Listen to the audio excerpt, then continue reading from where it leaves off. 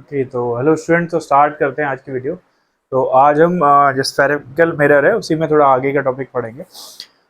तो एक टॉपिक देखते हैं जिसमें टाइप्स ऑफ रेज हमको एक्सप्लेन होती हैं। जैसे दो टाइप की रेज होती हैं, एक होती है पैरेक्सियल रेज और एक होती है मार्जिनल रेज।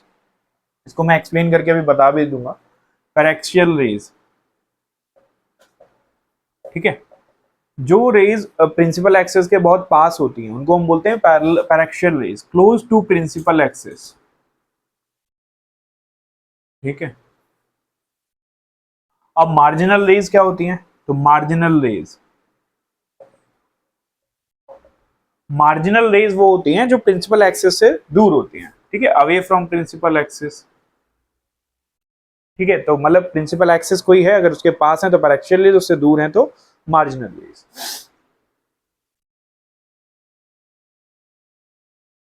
ठीक। अब एक डेरिवेशन है, आपने क्लास 10th में पढ़ रखा होगा कि जो फोकल लेंथ होता है वो रेडियस ऑफ कर्वेचर का हाफ होता है। तो ये जो आपने पढ़ रखा है ये एक स्पेसिफिक केस में वैलिड होता है, सबके लिए वैलिड नहीं होता। तो वो कैसे होता है वो मैं करके बताऊंगा। तो पहले मैं मार्जिनल रेज के लिए कुछ प्रूव कर रहा हूँ। फोकल जो वैल्यू है जिसको हम फोकल लेंथ बोलते हैं उसको निकाल के देखते हैं, फिर उसको पैरेक्सियल रेज में अप्लाई करेंगे। ठीक है, तो ये देखना इसको ध्यान से। तो पहले मैं मार्जिनल रेज के लिए कर रहा हूँ, ये मैं लिख के छोड़ दे रहा हूँ, इसको ध्यान से देखो। मार्जिनल रेज,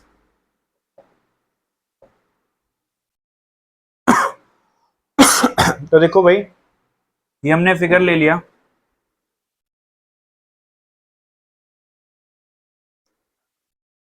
मेरा ये ले लिया, ये लाइट रे गई, लाइट रे दूर है प्रिंसिपल एक्सिस से तो मार्जिनल है। अब लाइट ऐसे गई, यहाँ पे नॉर्मल बनाने के लिए मैं सेंटर ऑफ कर्वेचर से ज्वाइन कर दूं तो ये नॉर्मल बन जाएगा, ये एंगल थीटा हो जाएगा। क्लियर? फिर ये लाइट यहाँ पे जाके कहीं स्ट्राइक करेगी तो ये लाइट इस तरीके से ऐसे स्ट्राइक कर जाएगी आपकी। ये एंगल भी हमने कितना बना दिया, ये आपका थीटा बना दिया, ये एंगल थीटा हो जाएगा हमारा।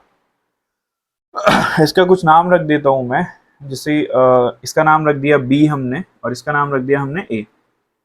क्लियर? तो होता है क्या, ये जो ए बी है वो बी सी के बराबर होता है, ए बी और बी सी बराबर होते हैं, तो इस वजह से ये थीटा है तो ये एंगल भी थीटा हो जाता है, क्योंकि angle opposite to equal sides are equal. तो यहाँ पे मैं लिख दे रहा हूँ A B equals B C. ठीक, इसको याद रखना। अब क्या करता हूँ मैं, यहाँ पर एक परपेंडिकुलर ऐसे ड्रॉप करता हूँ।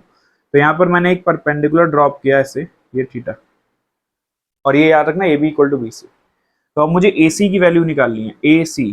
तो ए सी इज ए सी। ध्यान से देखो भाई, ए सी को वैसे तो ए सी रेडियस के बराबर होगा, क्यों? क्योंकि सेंटर से जो लाइन जाती है और जो मिरर तक हिट करती है तो वो रेडियस ऑफ कर्वेचर के बराबर होता है। लेकिन मैं ए सी की वैल्यू इसके टर्म्स में निकालना चाह रहा हूँ, ये। तो ए सी की वैल्यू क्या लिख सकता हूँ, ध्यान से देखना।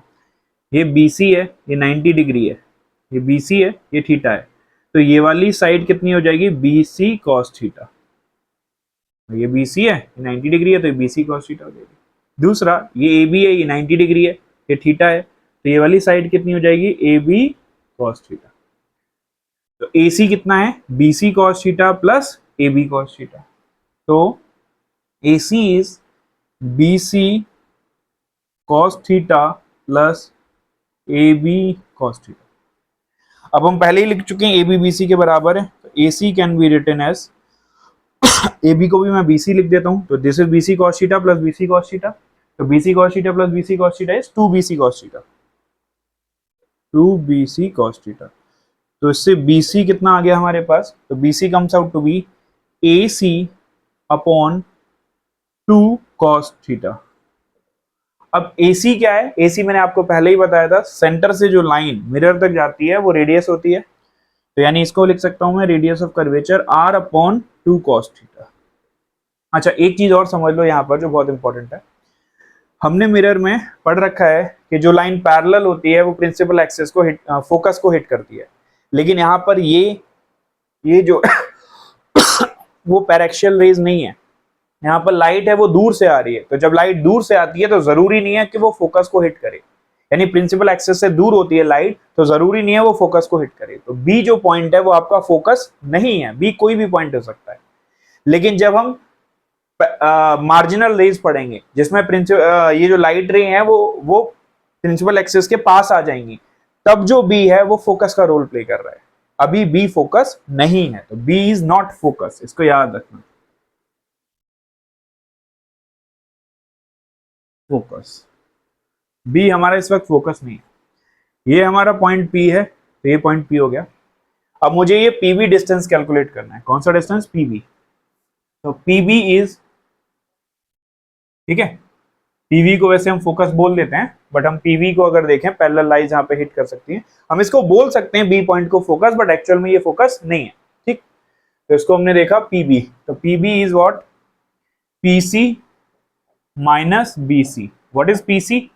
ये डिस्टेंस सेंटर से मिरर तक का डिस्टेंस, रेडियस, तो आर माइनस बीसी की वैल्यू ये लिखी हुई है आर अपॉन 2 cos थीटा। तो ये कितनी वैल्यू आ गई? R 1 minus 1 upon 2 cos theta. ये आप वैल्यू पीबी की वैल्यू लिख दो या तो कॉमन ले लो। ये वैल्यू आ गई आपकी पीबी की, याद रखना इस वैल्यू को। क्लियर? अब ध्यान से देखो, अब क्लियर है? अब जो हमने 10th क्लास में पढ़ रखा था उस पर चलते हैं। हमने जो भी फॉर्मूले पढ़ रखे हैं, F इक्वल्स आर बाई 2, वो स्पेसिफिक केस में वैलिड होते हैं, और वो स्पेसिफिक केस ये होता है कि जो लाइट रेज है वो मार्जिनल होनी चाहिए, वो पैरेक्शियल नहीं होनी चाहिए, सॉरी पैरेक्शियल होनी चाहिए, मार्जिनल नहीं होनी चाहिए। तो अब अगर मैं पैरेक्शियल रेज पे चला जाऊं, किस पे चला जाऊं? पैरेक्शियल रेज पर। पैरेक्शियल रेज की कंडीशन क्या होती है? लाइट रे बहुत पास होती है फोकस के, तो लाइट रे फोकस के नहीं, प्रिंसिपल एक्सिस के, लाइट रे प्रिंसिपल एक्सिस के पास होती है। तो जब लाइट रे प्रिंसिपल एक्सिस के पास होगी तो एंगल स्मॉल हो जाए यहां से जो आप एंगल बनाओगे जो भी, तो एंगल बहुत स्मॉल हो जाएगा, तो थीटा जो है वो आपका स्मॉल हो जाएगा। थीटा स्मॉल हो जाएगा तो कॉस थीटा को हम कॉस 0 मान लेते हैं अप्रॉक्स, क्योंकि बहुत छोटा हो गया तो वो 1 हो जाएगा। तो ये जो पीबी की वैल्यू है, ये जो पीवी जो हम मानते हैं, ये आ जाएगा आर 1 माइनस 1 अपॉन 2। तो पीबी निकल के कितना आ जाएगा? आर बाई 2, और इस पीबी को हम क्या बोल रहे हैं? फोकस। तो फोकल लेंथ कितना आ जाएगा? R by 2। तो ये रिलेशन याद रखना, फोकल लेंथ आर बाई 2 कब आता है? फोकल लेंथ आर बाई 2 सिर्फ और सिर्फ पैरेक्शियल रेज के लिए वैलिड होता है, मतलब वो लाइट रे जो प्रिंसिपल एक्सिस के पास होती है।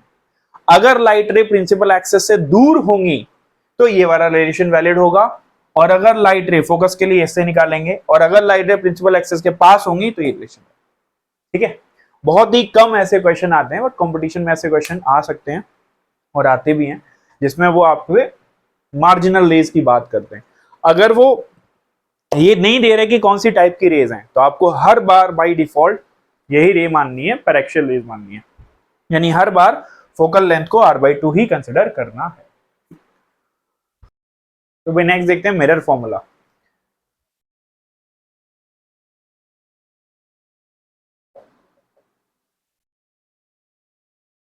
देखो मिरर फॉर्मूला हम डिराइव करते हैं, आपने पहले से पढ़ रखा होगा 1 by V plus 1 by U equals 1 by F, तो उसको डिराइव करते हैं। ये मैं मान ले रहा हूं कॉनकेव मिरर, यहाँ पे मैंने ऑब्जेक्ट ले लिया, ये लाइट मैंने फोकस सेंटर ऑफ कर्वेचर से सॉरी पास कराई, तो सेंटर ऑफ कर्वेचर से पास होने वाली लाइट सीधी चली जाएगी और ऐसे ही वापस आएगी। ठीक है भाई, ये लाइट पास करा दी मैंने। दूसरी लाइट जो है मैंने पोल पे पास कराई, तो ये पोल पे जाके गिरी, पोल पे कुछ एंगल बनाएगी आई, तो फिर कुछ एंगल बना के वापस आ जाएगी आई आर। अब देखो ये हमारी कौन बन गई? इमेज। ये हमारा ऑब्जेक्ट है, ध्यान से देखना, ए बी हमारा ऑब्जेक्ट है और ए डैश बी डैश हमारी इमेज है। ए बी हमारा ऑब्जेक्ट है, सेंटर ऑफ कर्वेचर से लाइन गई, सीधी लौट गई, पोल पे लाइट गई इधर। ये पॉइंट क्या है? हमारा पोल। ठीक, अब मुझे इसको सॉल्व करना है। इस डिस्टेंस को मैं क्या बोलूंगा? u। इस डिस्टेंस को क्या बोलूंगा मैं? v। इस डिस्टेंस को क्या बोलूंगा? f। f भी हमें डिनोट करना पड़ेगा। तो एफ कैसे बोलूंगा, फोकल लेंथ कैसे निकलती है, उसके लिए लाइट को मुझे पैरेलल भेजना पड़ेगा ऐसे, और यहाँ से पास करके ऐसे, तो ये जो पॉइंट हो जाएगा ये हमारा एफ हो जाएगा फोकल लेंथ। देख लो भाई, 3 लाइट रे गई हैं, सेंटर ऑफ एज वाली सीधी, पैरेलल वाली फोकस से पास हो रही है, तो ये वाला डिस्टेंस हमारा कितना हो जाएगा, एफ। क्लियर? तो ये u मिल गया आपको, ये v मिल गया आपको, और ये डिस्टेंस मिल गया आपको f। ठीक, अब मुझे क्या करना है, इसमें सिंपल सिमिलर ट्राइंगल वाला कंसेप्ट लगाना है। कोई भी दो ट्राइंगल सिमिलर तब हो जाते हैं जब उनके कोई से दो कोई से दो एंगल इक्वल हो जाए। तो मैं सिंपल ले लेता हूँ, देखो भाई, मैं ट्राइंगल, मैं बना दे रहा हूँ ट्राइंगल, ये वाला ट्राइंगल ले रहा हूँ, ये वाला ट्राइंगल मैं इसे इरेज कर दूंगा, और एक ये वाला ट्राइंगल ले रहा हूँ, इसका नाम रख देता हूँ 1, इसका नाम रख देता हूँ 2। ये ट्राइंगल दिख रहा है आपको, ए डैश बी डैश सी और ए बी सी, ये वाला ट्राइंगल और ये वाला ट्राइंगल। ठीक है, देखो भाई, इसको triangle A dash B dash C similar triangle A B C, कैसे, ये मैं बता दे रहा हूँ। ये एंगल इसके इक्वल है, ये एंगल इसके इक्वल, वर्टिकली अपोजिट, ये 90 है और ये भी कितना है, 90। तो दो एंगल इक्वल हो गए तो ट्राइंगल सिमिलर हो गए। जब ट्राइंगल सिमिलर हो जाते हैं तो उनकी जो साइड्स का रेशियो है वो इक्वल हो जाता है।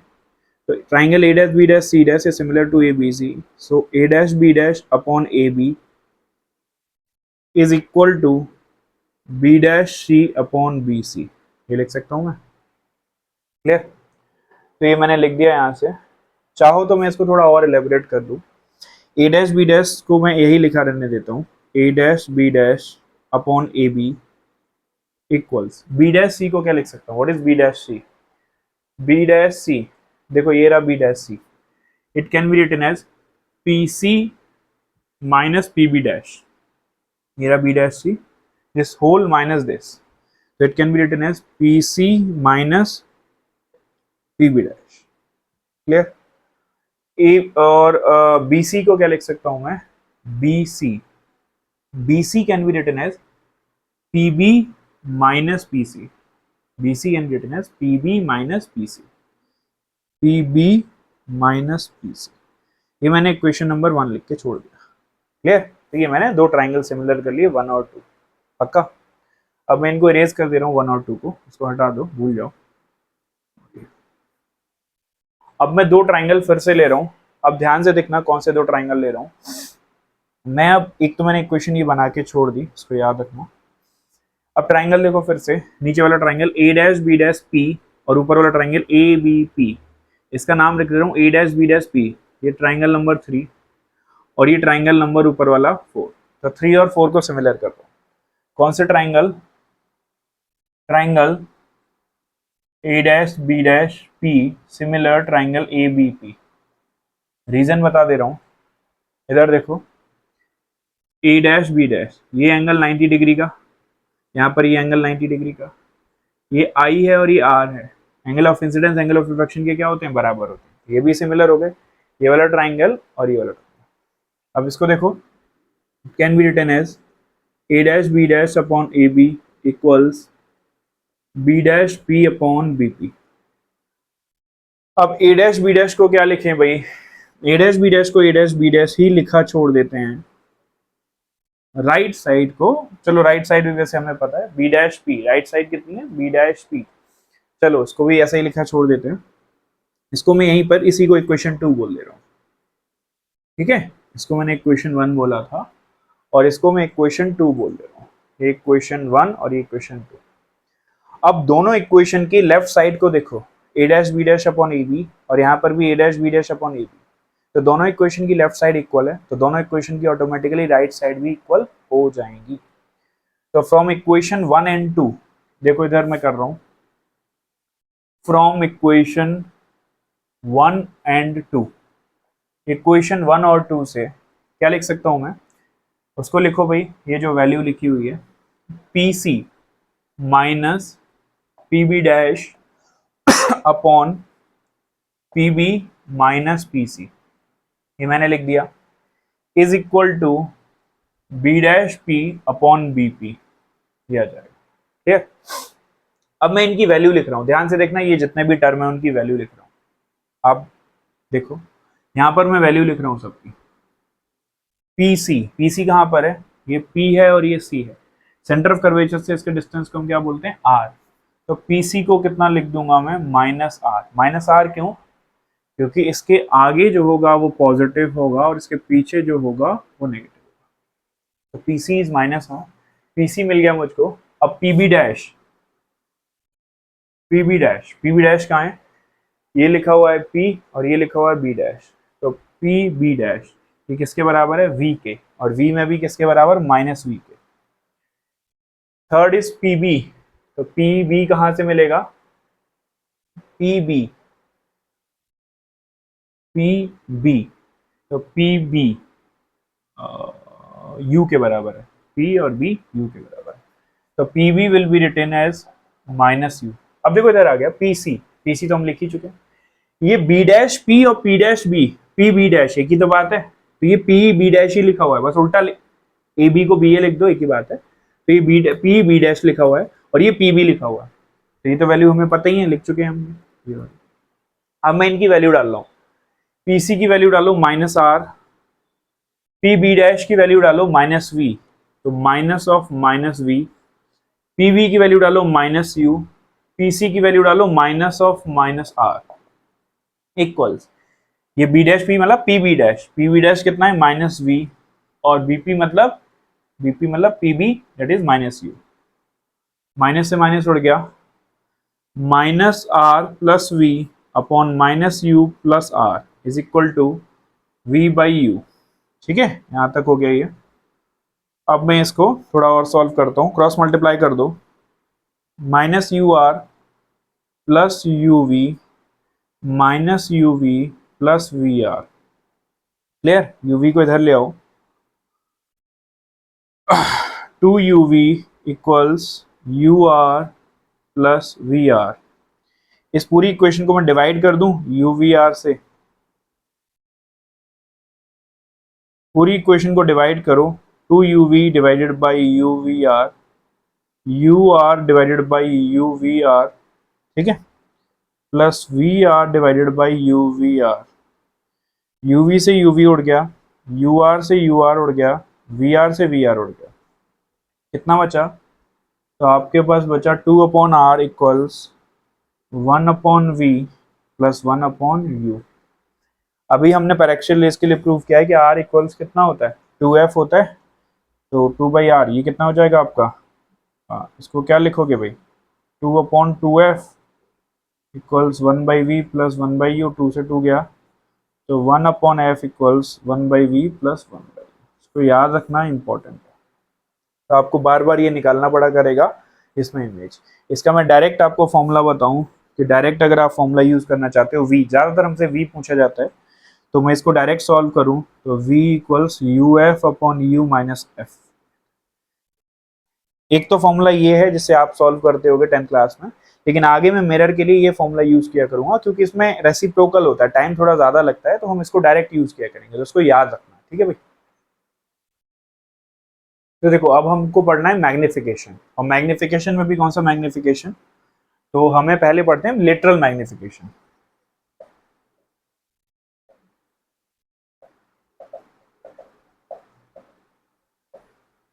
ठीक है, जिसको सिंपली आप क्लास 10 से पढ़ते हुए आ रहे हो, जिसको हम एम बोलते हैं, सिंपल एम बोल देते हैं। होता क्या है ये कोई मैंने मिरर ले लिया। अभी और टाइप की मैग्निफिकेशन भी आएंगी। लिटरल का मतलब ये होता है ऑब्जेक्ट जो है वो प्रिंसिपल एक्सिस के परपेंडिकुलर रखा होता है, ऐसे रखा होता है।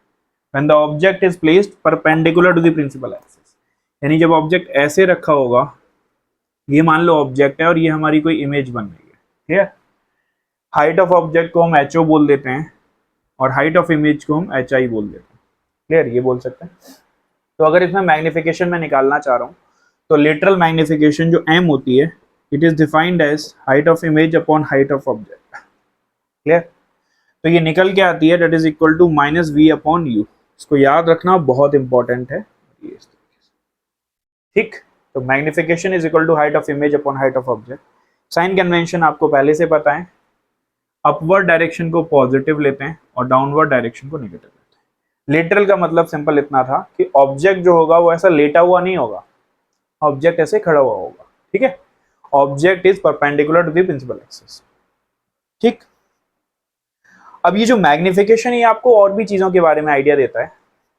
थोड़ा सोचो, जैसे हम कैमरा वगैरह की बात करते हैं, फोन के लेंस वगैरह की बात करते हैं, तो कोई लेंस है उस पर लिखा हुआ है 10x, 10x लिखा हुआ है, इसका मतलब उसका मैग्निफिकेशन 10 है। इसका मतलब अगर वो किसी भी चीज को मैक्सिमम 10 गुना मैग्नीफाई कर सकता है, यानी अगर वो 1 सेंटीमीटर की चीज है तो उसको मैग्नीफाई करके वो 10 सेंटीमीटर की मैक्सिमम बना सकता है, ठीक है। तो किसी का मैग्निफिकेशन मतलब उसने उसको कितना एनलार्ज कर दिया। अब कोई मैग्निफिकेशन अगर 1 से बड़ा है तो वो ऑब्जेक्ट को एनलार्ज, इमेज को एनलार्ज करेगा। मैग्निफिकेशन अगर 1 से छोटा है तो वो इमेज को छोटा भी कर सकता है। तो मैग्निफिकेशन के बेसिस पे अगर मैं वैल्यू देखूं तो मैं अभी साइन पे नहीं जा रहा हूं, मैं सिंपल मॉड एम पे रह रहा हूं, यानी मैग्निफिकेशन की वैल्यू।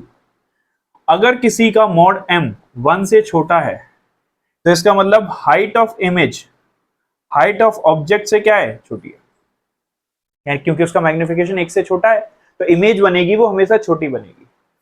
अगर किसी का मैग्निफिकेशन 1 से बड़ा है, मैं मॉड इसलिए लगा रहा हूं क्योंकि अभी मैं साइन कंसिडर नहीं कर रहा, किसी का मैग्निफिकेशन 1 से बड़ा है, इसका मतलब उसकी इमेज का साइज ऑब्जेक्ट के साइज से बड़ा है, तो height of image is greater than height of object. Clear, एक तो ये होगा। तो मैं अगर मान लो किसी ने मुझे बताया कोई कोई मिरर है उसका मैग्निफिकेशन 3 है, तो ऑब्वियस है मैग्निफिकेशन 1 से बड़ा है तो वो इमेज जो है वो 3 गुना बन रही है, तो इमेज ऑब्जेक्ट से बड़ी है, बस सिंपल।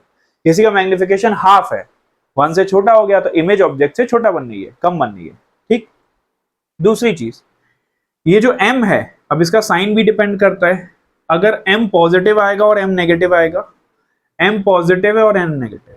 m पॉजिटिव होने का मतलब ये होता है अगर आपका ऑब्जेक्ट ऐसा है तो आपकी इमेज भी ऐसी ही बनेगी, मतलब ऑब्जेक्ट इरेक्ट है तो इमेज भी इरेक्ट बनेगी।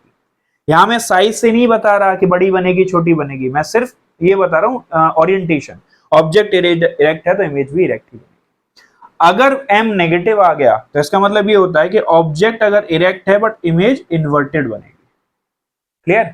तो m का जो साइन होता है वो हमें ये बता देता है कि भाई जो इमेज है with respect to the object erect होगी या इन्वर्टेड होगी। और m की जो वैल्यू है मॉड m, वो हमें ये बता देता है कि इमेज का साइज जो है वो ऑब्जेक्ट से बड़ा होगा या छोटा होगा, ठीक है। एक और चीज देख लो, इस m का हम एक और फॉर्मूला निकाल सकते हैं v और u के फॉर्म में। v और u को मिरर फॉर्मूला से हटा दें तो ये फॉर्मूला मैं यूज किया करूंगा m equals f upon f minus you, ठीक है। तो ये आप निकाल सकते हो। तो देखो अब हमें देखना है लॉन्गिट्यूडनल मैग्निफिकेशन।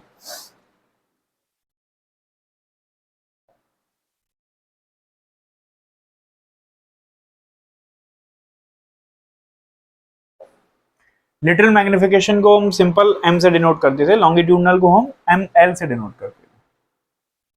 अभी देखो इसमें क्या होगा,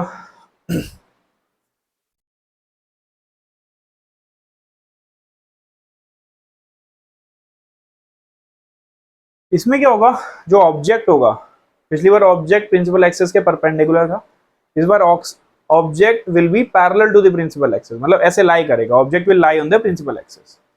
तो ये मैंने मान लिया कोई ऑब्जेक्ट है आपका ए बी, ठीक है भाई, ए बी कोई ऑब्जेक्ट है। अब इसकी कोई इमेज बननी होगी ए डैश बी डैश, इसकी इस तरीके से इमेज बननी होगी। क्लियर, ये इसकी इमेज। आप सोचोगे बी पहले है तो ये पहले बनना चाहिए, वो नहीं, अभी हम आगे क्वेश्चन करेंगे उससे क्लियर हो जाएगा भाई, ठीक।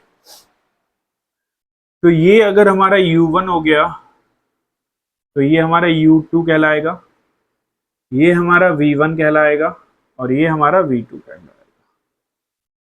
तो अब इसका जो मैग्निफिकेशन है लेटरल होगा तो ml that is defined by height, sorry यहाँ पर length of image, length of image जिसको मैं li भी बोल दे रहा हूं upon length of object, length of image upon length of object, जिसको मैं LO बोल दे रहा हूं, that is equal to given by v2 minus v1, यानी हमें लेंथ निकालनी पड़ेगी इमेज की, तो दिस माइनस दिस, तो इमेज की लेंथ आ जाएगी फिर दिस माइनस दिस, तो इसकी लेंथ आ जाएगी upon u2 minus u1 minus, ठीक है। तो M L equal length of image upon length of object that is equal to v2 minus v1 upon u2 minus u1, clear. तो ये अब ये तो आ गया, ठीक है, लेकिन थोड़ा और भी देखना है। अगर मान लो कोई पॉइंट ऑब्जेक्ट होगा, तो ये तो एनलार्ज ऑब्जेक्ट है, थोड़ा बड़ा ऑब्जेक्ट है, तो अगर कोई पॉइंट ऑब्जेक्ट होगा तो पॉइंट ऑब्जेक्ट और you can say small object, ठीक। तो जो एम एल है वो आएगा minus D V by D U, ठीक है, क्योंकि यहाँ ये एक्चुअल में लिखा हुआ है delta v upon delta u, तो delta v upon delta u large के लिए, तो स्मॉल के लिए d v upon D u. अब क्वेश्चन आता है ये आया कहाँ से, मतलब ये आ गया तो हम इसको निकालेंगे कैसे, तो हम मिरर फॉर्मूला का यूज करते हैं, 1/v plus 1/u equals 1/f, clear. अब मैं इस इक्वेशन को डिफरेंशिएट कर रहा हूं, डिफरेंशिएटिंग द इक्वेशन,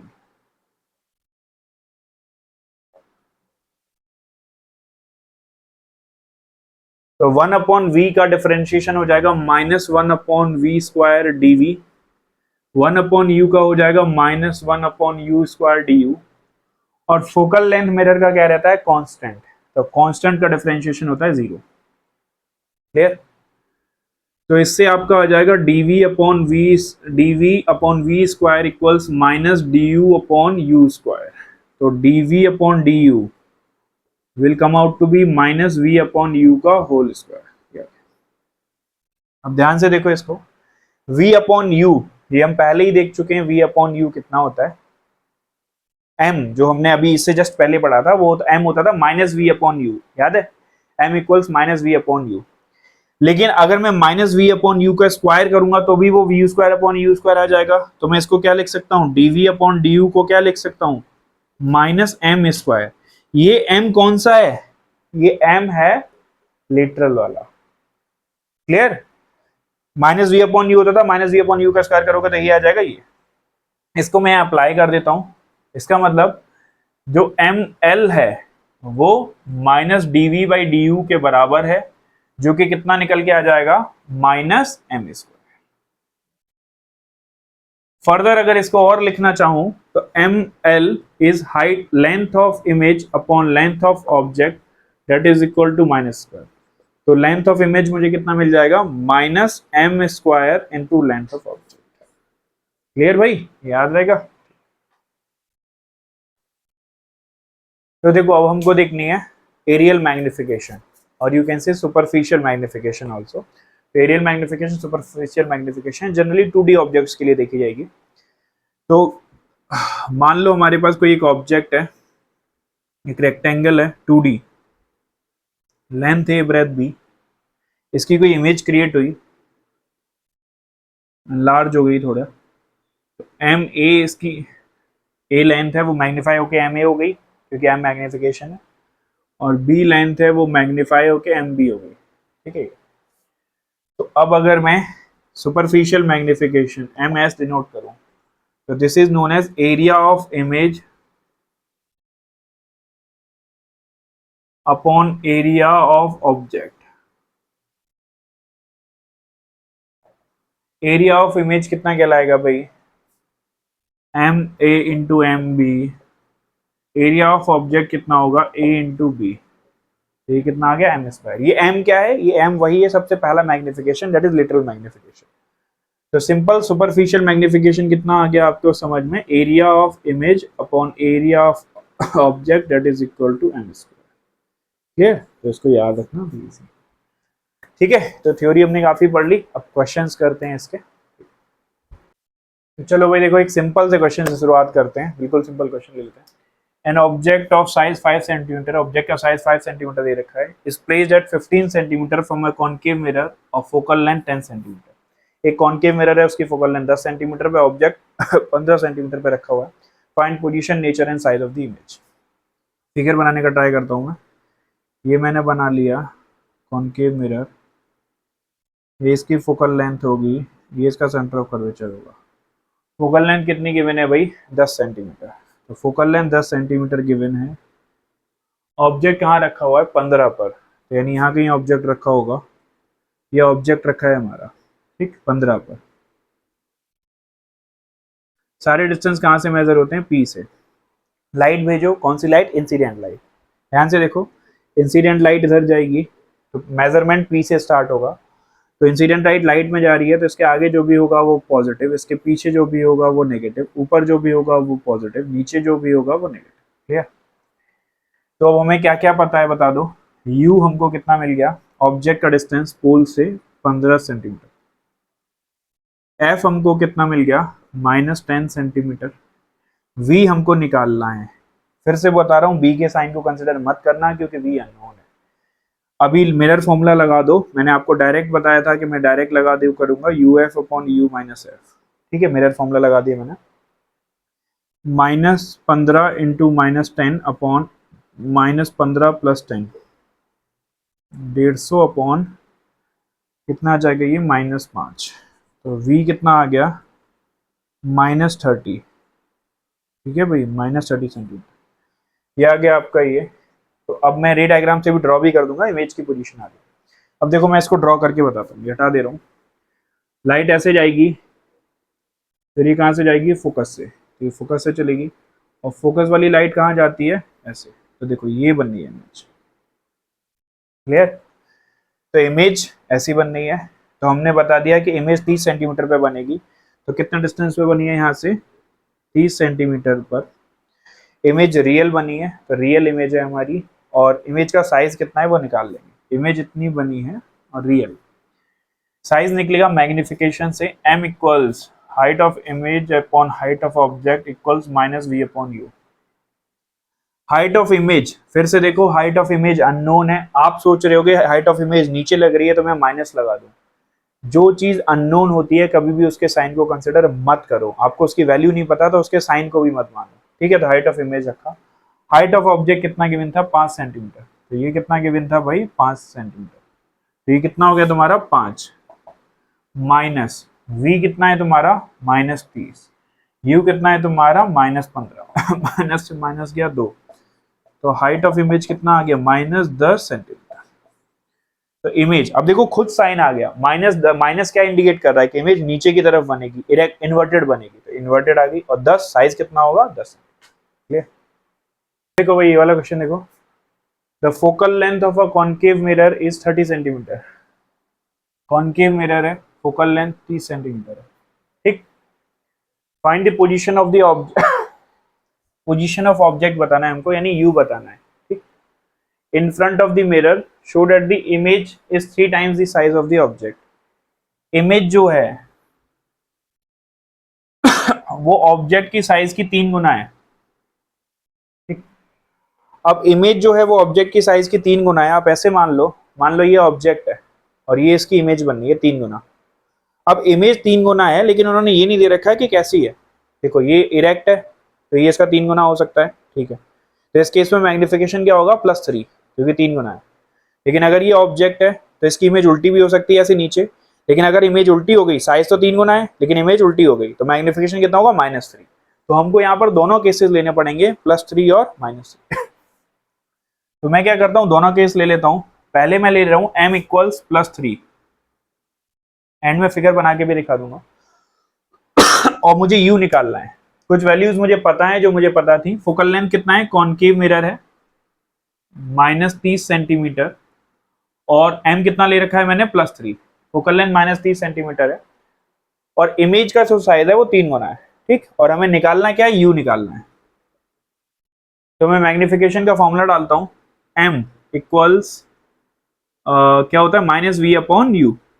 ठीक है, तो m की जगह कितना डाल दूं? तो इसकी जगह मैं डाल देता हूं 3 इक्वल्स -v अपॉन u। तो इससे v कितना आ गया? -3u। तो v निकल के आ गया मेरा -3u। अब मैं फॉर्मूला यूज करता हूं, 1 upon v plus 1 upon u equals 1 upon f। Clear? तो देखो भाई, 1 अपॉन v की जगह -3u plus 1 upon u equals 1 upon, अच्छा फोकल लेंथ इसका कैसा लिखा जाएगा? फोकल लेंथ गिवन ही है -30। ठीक। तो ये कितना हो गया आपका? 3u -1 plus 3 equals -1/30। तो ये हो गया आपका 2/3u इक्वल्स -1/30। 3 से ये कट गया 10 बार, तो u कितना आ गया -20 सेंटीमीटर। ठीक है भाई, u आ गया -20। मैं बना के भी दिखा दे रहा हूं, ये ऐसे बना दिया मैंने। अब ध्यान से देखो, थोड़ा सा आगे बना देता हूँ, ये बना दिया मैंने। अब ध्यान से देखो, इसका फोकल लेंथ कितना है 30, तो इसका फोकल लेंथ कहां पर होगा, यहां पर कहीं पर होगा 30 पर। लेकिन ऑब्जेक्ट का डिस्टेंस कहां पर आया 20 पर, तो ऑब्जेक्ट पता है कहां पर हो गया, ऑब्जेक्ट यहां कहीं हो गया। तो ऑब्जेक्ट पोल और फोकस के बीच में हो गया, क्यों, क्योंकि ये डिस्टेंस आया था हमारा 20 और फोकल लेंथ कितना है हमारा 30, तो ऑब्जेक्ट पोल और फोकस के बीच में हो गया। तो इसका मतलब लाइट ऐसे जाएगी, ऐसे जाएगी, ऐसे जाएगी, ऐसे जाएगी। तो जब ऑब्जेक्ट पोल और फोकस के बीच में होता है तो इमेज कैसी बनती है, इन्वर्टेड। और कितने गुना बननी होगी, 3 गुना। अब देखो, ऑब्जेक्ट्स ऊपर की तरफ है और इमेज भी ऊपर की तरफ है, इसी वजह से m कितना आया है +3। ठीक। दूसरे केस में मैं m को कितना ले सकता हूं, -3। m को अगर मैं -3 लूंगा तो फिर से कैलकुलेशन कर लेते हैं। फोकल लेंथ तो पता है ही, हमको u निकालना है, तो m को रखता हूं मैं, m इक्वल्स -v/u।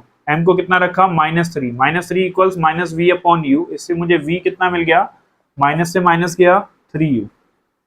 अब मैं फॉर्मूला लगा दूं, तो फॉर्मूला क्या लगेगा, 1/v + 1/u इक्वल्स 1/f। ये लग जाएगा फॉर्मूला।